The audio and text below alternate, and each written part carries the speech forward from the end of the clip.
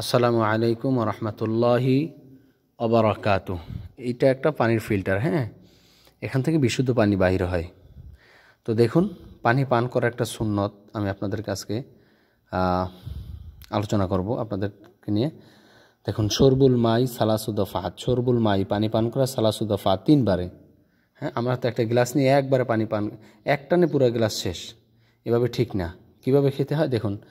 আনাস রাদিয়াল্লাহু আনহু, আনাস রাদিয়াল্লাহু তাআলা আনহু আল্লাহ রসুলের একজন খাদেম ছিলেন। হ্যাঁ, আনাস রাদিয়াল্লাহু তাআলা আনহু তিনি বলেন, কান রসুলুল্লাহ সাল্লাল্লাহু আলাইহি সাল্লাম ইয়াতানাফাসু ফি শারাবি সালাসান, ইয়াতানাফাসু নিঃশ্বাস নিতেন, ফি শারাবি পানি পান করার ক্ষেত্রে, সালাসান তিনবার। আল্লাহ নবী এক গ্লাস পানি খেতেন, তিনবার নিঃশ্বাস নিতেন।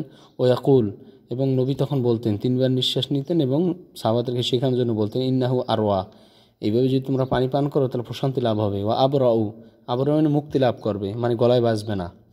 ওয়া আমরাউ, এবং সুন্দরভাবে এটা গলৎকরণ করা যাবে। কথাটা বুঝছেন?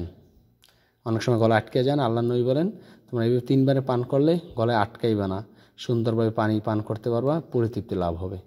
ঠিক আছে? তাহলে আমরা যখনই পানি খাবো আমরা 3 নিঃশ্বাসে পানি, এক গ্লাস পানি খাবো 3 নিঃশ্বাসে। আল্লাহ তাআলা আমাদেরকে হাদিসের উপর আমল করার তৌফিক দান করুক।